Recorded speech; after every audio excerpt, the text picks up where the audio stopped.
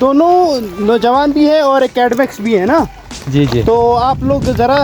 اس بات پر روشنی ڈالیں کہ دنیا میں جنگلات کی اہمیت کیا ہے اور اس کی حفاظت کیسے ممکن ہے؟ سر جو جنگلات ہوتے ہیں یہ تو ایک قسم کے لنگز ہوتے ہیں دنیا کے. یہ ہمیں آکسیجن فراہم کرتے ہیں نا. تو اس وقت آپ دیکھتے ہیں کہ جنگلات جو ہیں زیادہ تر ہیومن پاپولیشن بہت انکریز ہو رہی ہے, 8 بلین تک چلی گئی ہے. اس کی وجہ سے سب سے زیادہ جو سٹریس ہے جنگلات پہ, جنگلات بہت تیزی سے جو ہے نا ختم ہو رہے ہیں. اور ہمارے جونیپر کو ہی دیکھ لیں, یہ دنیا کا دوسرے سب سے بڑا جونیپر کا جنگلات زیارت میں پائے جاتے ہیں. اور ایشیا کا سب سے بڑا جنگلات کا ایک سرمایہ ہے ہمارے پاس. لیکن اس کو بہت بے دردی سے کاٹا جا رہا ہے کیونکہ یہاں پہ ایندھن کا ایشو ہے, سردی بہت زیادہ ہے. تو اس لیے میں حکومت سے بھی یہ گزارش کروں گا کہ یہاں پہ جو ہے گیس 24 آورز اویلیبل ہونی چاہیے تاکہ یہاں کے لوگ مجبور ہو کے ان جنگلات کو نہ کاٹیں. اچھا, اور یہ جو قیمتی سرمایہ ہے یہ محفوظ ہو جائے. جنگلات کو کاٹنے سے ہمیں جو سب سے بڑا نقصان آج کل جو دیکھنے کو مل رہا ہے وہ یہ کیا ہے, کلائمیٹ چینج کا ہے. کلائمیٹ چینج کی وجہ سے ہمارے جو ہے نا فلڈ کے ایشوز آ رہے ہیں. گلیشیئرز ہمارے جو ہے نا جلدی سے میلٹ ہو رہے ہیں. جن کو گریجولی میلٹ ہونا تھا وہ جلدی سے میلٹ ہو کر ہماری فصلوں کو خراب کر رہے ہیں. انفلیشن اس سے بڑھ رہی ہے,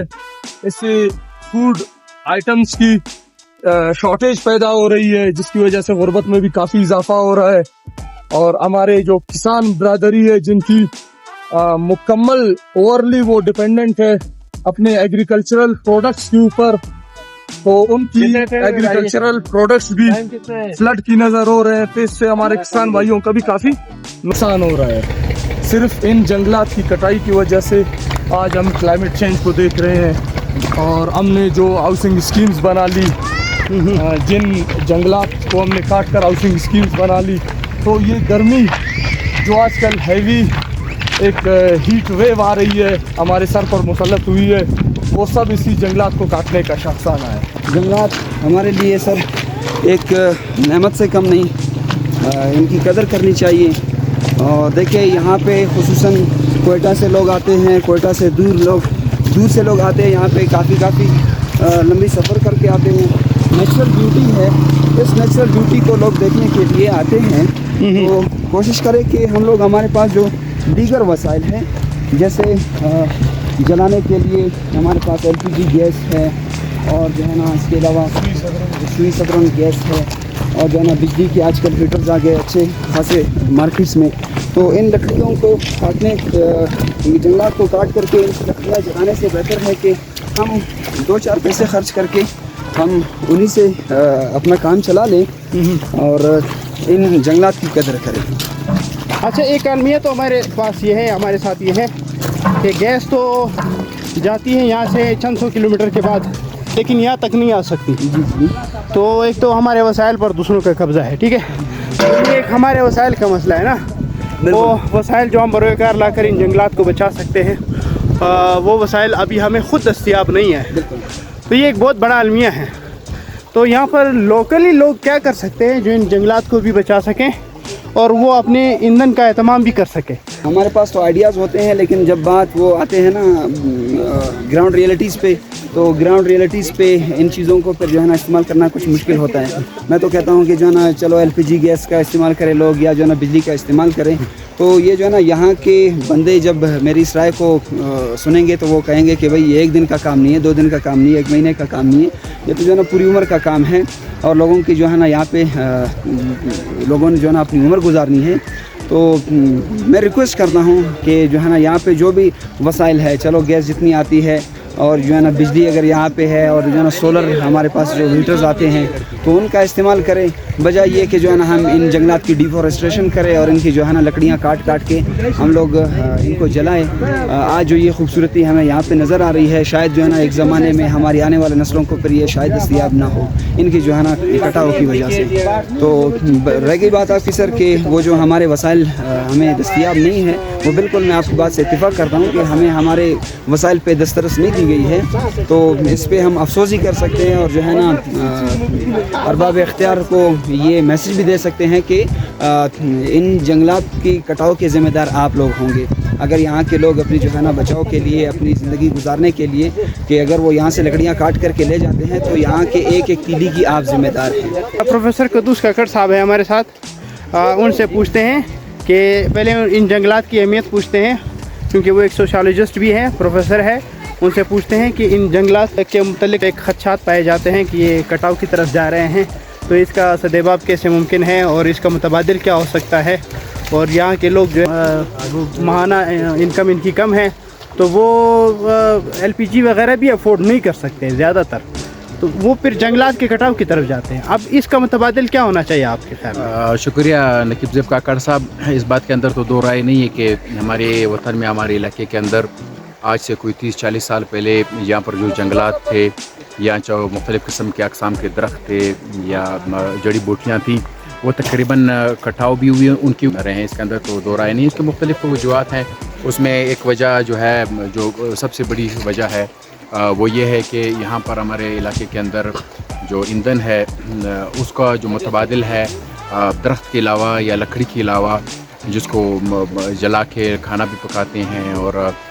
سردیوں کے موسم کے اندر بھی اسی آگ کو جلا کر انگیٹھیوں کے اندر ہی سے جو ہے اپنے لیے وہ گرمائش کا جو ہے وہ اسباب جو ہیں اس کے اندر پیدا کرتے ہیں. تو یہ بنیادی وجہ ہے ہمارے وطن کے اندر, ہمارے علاقے کے اندر, جس کی وجہ سے جو ہمارے جنگلات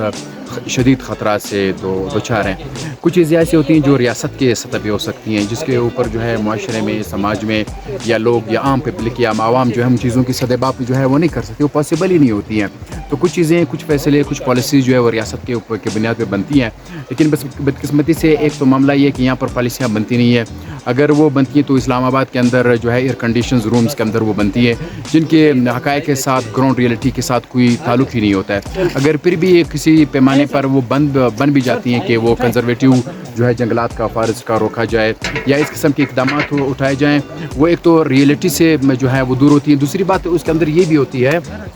اس کے اندر ایک ایشو یہ بھی ہوتا ہے کہ پھر ان کو امپلیمنٹ کرنے کے لیے جو ہے ایک میکینزم کا ضرورت ہوتا ہے, ایک پراپر ایک ترتیب کار جو ہے وہ ہونی چاہیے. اس کا بھی یہاں پر فقدان ہوتا ہے, کیونکہ ایک تو یہ ہوتا ہے کہ ریاست کے تمام ادارے بشمول یہ فارسٹ اور یہ ایگریکلچر اور ان کے ڈپارٹمنٹ کے وہ پیرالائز ہیں, اور جس کی وجہ سے جو ہے وہ چیزیں ٹھیک سے ہو نہیں پاتی ہیں. اور اس کے ساتھ ساتھ جو ہے اویئرنیس کے حوالے سے بھی میں بات یہاں کرنا چاہوں گا, کیونکہ بہت سی چیزیں جو ہیں ہم ریاست پہ ڈال سکتی ہیں, لیکن تمام چیزیں ریاست کے اوپر ڈال کر ہم بعزت سماج کے ایک فرد کے ہم خود کو ان چیزوں سے جو ہے, ان معاملات سے جو ہے وہ خود کو بری ذمہ کسی صورت بھی نہیں کر سکتے. تو شعور کی بھی کمی ہے, اویئرنیس کے حوالے سے کام ہونا چاہیے, اور تعلیم سے منسلک لوگ اور مختلف آرگنائزیشن سے جو ہے منسلک لوگ, یہ ہمارے سماج کے اندر جو مسجد ہے, جو منبر ہے, جو محراب ہے, جو علماء کرام ہے, وہ بھی اس حوالے سے جو اپنا رول پلے کر سکتے ہیں, لیکن بس بدقسمتی سے انہوں نے بھی کوئی رول پلے نہیں کیا ہے, جس کی وجہ سے جو ہے ہمارے جنگلات جو ہیں وہ کٹاؤ کی طرف جا رہے ہیں, اور ہمارے بہت سے جو ہے اسپیشیز جو ہیں وہ درختوں کے, پودوں کے, جڑی بوٹیوں کے, وہ تقریباً جو ہے وہ انڈینجر ہیں, خطرات سے دوچار ہیں. اس کے جو مختلف ایفیکٹس پڑتی ہیں ان سے ایک یہ بھی ہے کہ جو یہ موسموں کا اتار چڑھاؤ ہے, یا یہ جو موسم بدلتے ہیں, وہ بھی یہی ہے کہ یہاں پر جب جنگلات ختم ہو جاتی ہیں, ان کا کٹاؤ ہوتا ہے, تو ان سے جو ہے یہ مشکلات جو ہیں وہ سامنے آتی ہے. آج سے ہم سنتے آ رہے ہیں اپنے بڑوں سے کیا بارشیں ہوتی تھیں, جس کی وجہ سے یہاں پر واٹر ٹیبل بھی مینٹین رہتا, لیکن یہ جنگلات کی کٹاؤ کی وجہ سے وہ جو واٹر ٹیبل ہے وہ جو ہے انتہائی خراب ہوا ہے, وہ مشکلات سے دوچار ہوا ہے, جس کی وجہ سے جو ہے یہاں پر اس ریجن میں جب بارشیں نہیں ہوئی, یا مختلف موسموں کے اندر وہ جو بارشیں ہوتی ہیں, وہ جو سیزنل بارشیں ہوتی ہیں وہ نہ ہونے کی وجہ سے یہ مشکل ہوئی ہے یہاں پر کہ بارشوں کے نہ ہونے کی وجہ سے یا کبھی بالکل ڈراؤٹ آتا ہے, خشکسالی آ جاتی ہے, یا کبھی کوئی ایسا سیزن آتا ہے جس کے اندر بہت زیادہ بارشیں, حد سے زیادہ بارشیں ہو جاتی ہیں, جس میں وہ تھوڑی بہت جو فصلیں ہوتی ہیں, وہ جو کراپس ہوتی ہیں, وہ بھی انڈینجر ہو جاتی ہیں, وہ بھی مشکلات سے تو دوچار ہو جاتی ہے. تو ان میری یہ رائے ہے کہ ایک ایسا ایشو ہے جو ایک ملٹی ڈائمینشنل ایشو ہے, اور اس کے اندر سوسائٹی کے ریاست سمیت معاشرے اور معاشرے کے اندر مختلف جو طبقات ہیں وہ سب اس کے اندر ذمہ دار بھی ہیں. ایک مسئلہ تو آپ نے بہت اچھی طرف سے اجاگر کیا کہ مطلب ہمیں سماجی آگاہی بھی نہیں ہے اس حوالے سے. تو ان کے پاس یہ علم یا یہ شعور زیادہ نہیں ہے کہ وہ جنگلات کا تحفظ کر سکیں, جنگلات کی حفاظت کر سکیں. اس حوالے سے میں اب کریکولم کو بھی تھوڑا کرٹیسائز کروں گا کہ ہمارے کریکولم میں جنگلات کے حوالے سے وہ جو بنیادی آگاہی ہے وہ بالکل نہیں دی گئی ہے. خصوصاً کریکولم چونکہ وفاق کے انڈر ہے زیادہ تر بلوچستان کا, تو اس میں بلوچستان کے جو ریجن ہیں ان کو مد نظر نہیں رکھا گیا ہے. تو اگر یہ ان ریجنز کو مد نظر رکھ کر ان کے حوالے سے اس میں کانٹینٹس ڈالتے ہیں, اس میں لیسنز ڈالتے ہیں, اسباق ڈالتے ہیں جو جن سے بچوں کا مائنڈ سیٹ بن جاتا اور وہی بچے ظاہر بڑے ہو کر پھر سماج کا حصہ بنتے ہیں.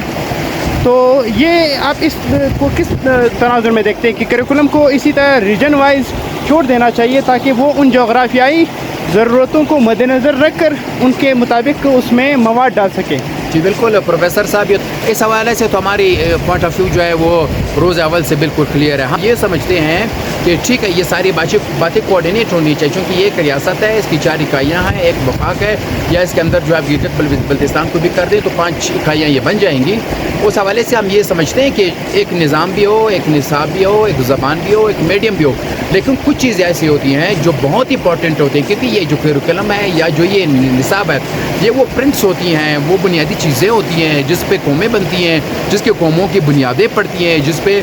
ایک بچے کے ذہن کے اندر وہ بنیادی چیزیں تصورات رکھی جاتی ہیں, پھر اس کے اوپر پوری بلڈنگ کی جو ہے وہ کنسٹرکشن ہوتی ہے. یہاں پر بھی یہی معاملہ ہے کہ یہ جو ہمارا وفاق ہے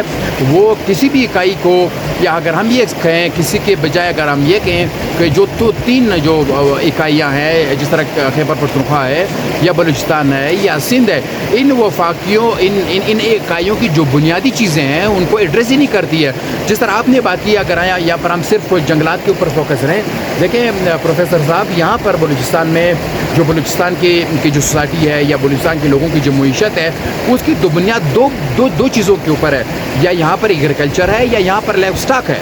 یعنی یہاں پر لائف اسٹاک اور ایگریکلچر جو ہے وہ بلوچستان کے اکانومی کا یا بلوچستان کے لوگوں کا کہ ذرائع معاش کا کی بنیادیں ہیں. یعنی اس کے اندر بڑا پرسنٹیج تو انہیں دو چیزوں کا آتا ہے. یعنی یہاں پر فشری نہیں ہوتی ہے, یہاں پر انڈسٹری نہیں ہے, یہاں پر پرائیویٹ سیکٹر نہیں ہے. یہاں پر اگر بنیادی چیزیں ہیں معیشت کے حوالے سے, اکانومی کے حوالے سے, تو وہ یا تو ایگریکلچر اور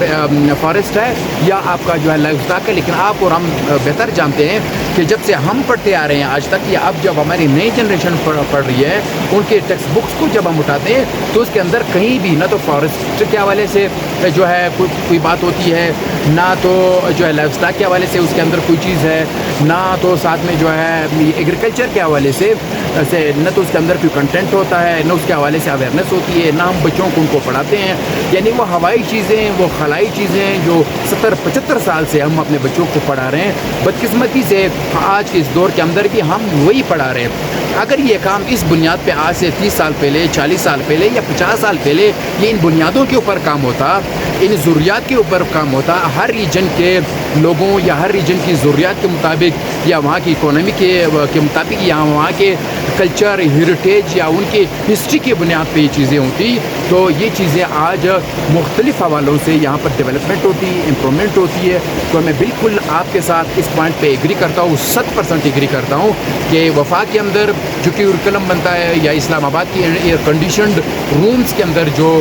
کیورکلم بنتا ہے وہ یہاں کے کلچر سے, یہاں کے ڈیموگرافی سے